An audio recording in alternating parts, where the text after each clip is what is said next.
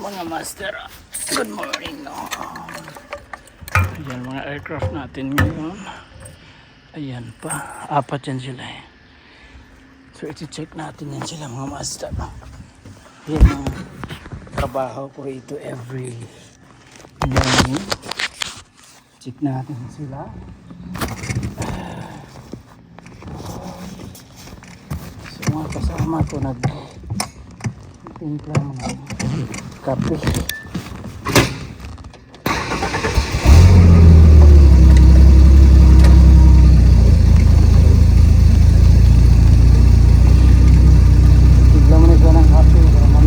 Magkakape kami. So ngayon kasi gamitin ko lang itong tractor kasi yan, i-check ko yan. So apat to ngayong umaga. So maglalagay tayo ng tubig, no? Malit na tong aircraft mga master. Ano to? CRJ 900. Palso.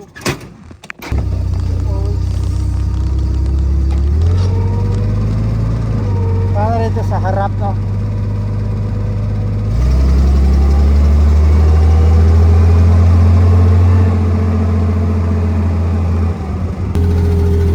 Ay.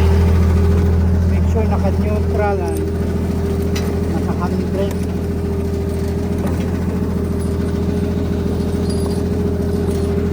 Kasi yung 3-point connection.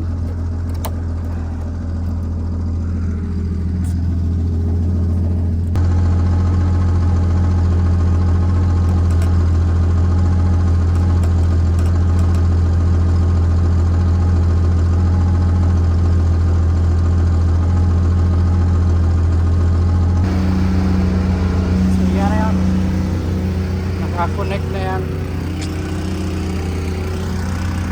Kailangan natin mapuno and then we're good, no?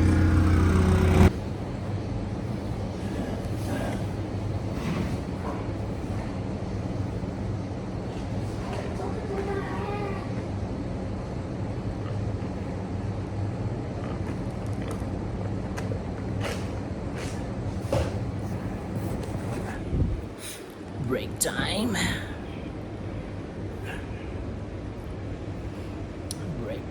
Break time.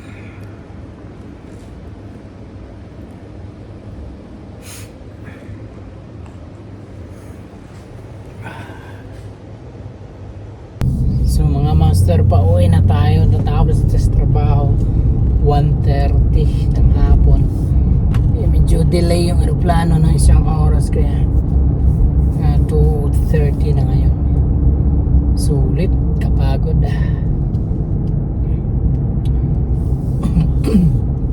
Umulan pa kanina, no? Naulan pa kanina, grabe. Yan lang trabaho ko every morning, check sa aircraft, nag-check yung water, kung may tubig ba. Nag-check mo yung deck dun sa nila cockpit. As on mo yung mga ilaw, check mo yung mga ilaw kung gumagana, yung mga lavatory nila, yung bathroom, no? Check mo kung nagpa-flash, mga ganun. Kasi pag may mga malfunction ganyan, kailangan gawang paraan, i-fix. Kung hindi kaya sa i-fix, tawag ka na chief maintenance.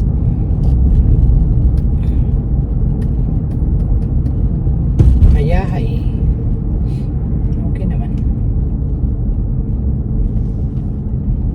2 months na pala hindi ako naka-upload, no? Puntik na yan. Kailangan tayo mag-update. Kasi baka masara yung account natin, hindi tayo nag-update ng video. It's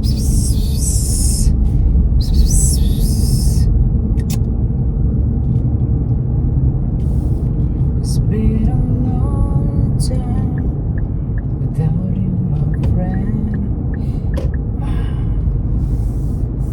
Daming comb. Ganito ganito pag summer, ang daming repair sa road eh. Pinagbabangga na nga yung cone nila rito.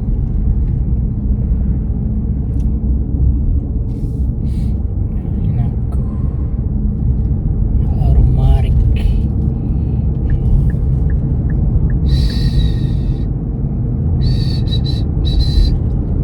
So,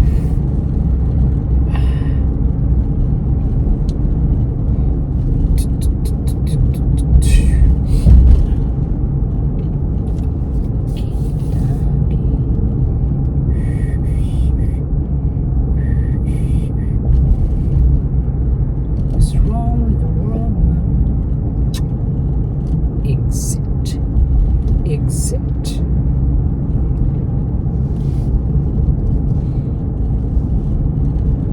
Minsan pag wala kaming ginagawa, tinutulungan namin yung ibang kasama namin na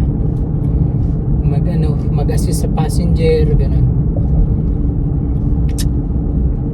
Mag-load ng bags.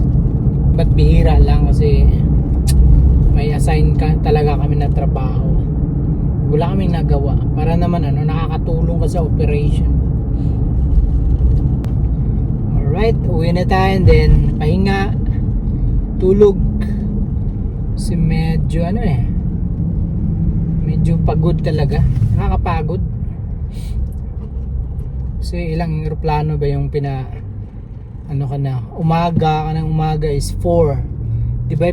Yung makikita nyo naman sa video rito sa vlog na to, 4, and then pagdating ng alas 11 may dumating na isa, and then alas 12 isa. Ayun, mga 6 lahat. In a day, hanggang kung shift mo hanggang hapon, mga eroplano, 4 plus mga 7, no? Minsan 8 na eroplano yung namin nasa servicean every day na flight nila. But minsan siyam pag may added na isang flight, pero bihira lang, kalimitan 8, no?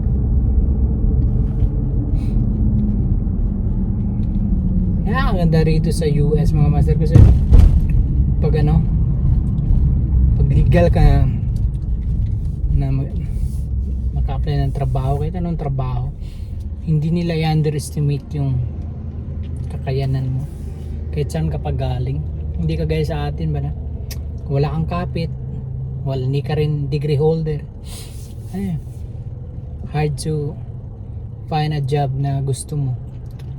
Maraming ang degree holder sa atin doon talaga nag-apply ng mga, hindi naman binababa kasi nag-aaral sila ng ganung course o degrees, apply sila na different sa nila, no, sa pinag-aralan, kaya nakakayamot lang mga ganun, nakakaawa, bihira na yung opportunity, kaya decide talaga sila na mag-abroad kasi andito yung sabi nga future, better life.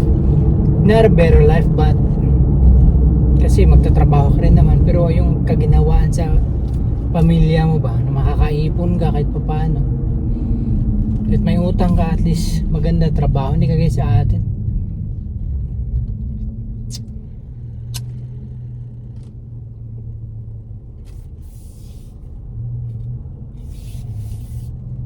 Buti sana kung miyembro ka ng Malita Boys, Malita Gang, easy money.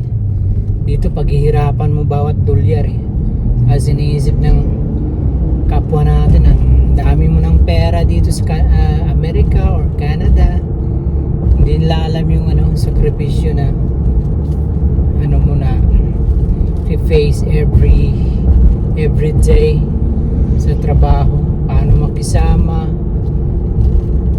ibang lahi.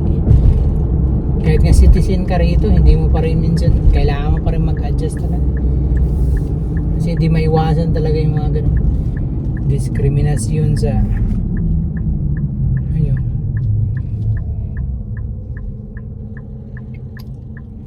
pero hindi naman dito sa North Dakota, mababait tao rito, wala rin, hindi ko pa naranasan dito na discriminate.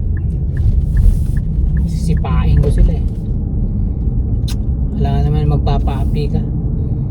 Lumabang ka pag ano, pag nasa rights ka, hindi yung apa-api ka sa kanila. Yung mga yung mga yun, may mga tama ang ulo ba, yung mga baliw, mga psychiatric problem, yan yung mga minsan na-encounter na ibang Pinoy. Pero it's yung normal na tao, wala namang ganun. Yung mga depressed sila, wala silang trabaho, tapos makita nila yung mga hindi taga rito, ang gaganda. Hindi magaganda, mga disenteng trabaho, kaya yun medyo na ano sila, naiinggit. Tamad kasi sila eh. Gusto nila easy food, easy money. Dito na sila, ang ganda na oportunidad nila, di ba? Hindi nila ginagrab. Nagpapakabuyo sila sa sa besyo at lasinggero. Mga nagdrugs, yan yung nakakasira sa buhay nila. Alright, dito na ako ngayon sa garage. At ako'y pagod na. See you next vlog mga master, no? Sana maka-vlog tayo dun sa loob. Bawal kasi, pero yung kuha lang ako ng clips. Nagpaalam naman ako eh.